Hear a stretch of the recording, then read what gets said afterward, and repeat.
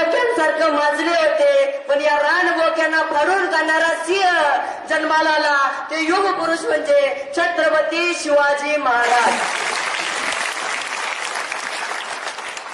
आजकाल स्त्रियांना 50% आरक्षण आहे, पण 1% संरक्षण नाही. पण माझ्या राजांच्या काळामध्ये स्त्रियांना 1% आरक्षण नव्हतं, पण 100% संरक्षण होतं. 100% संरक्षण होतं.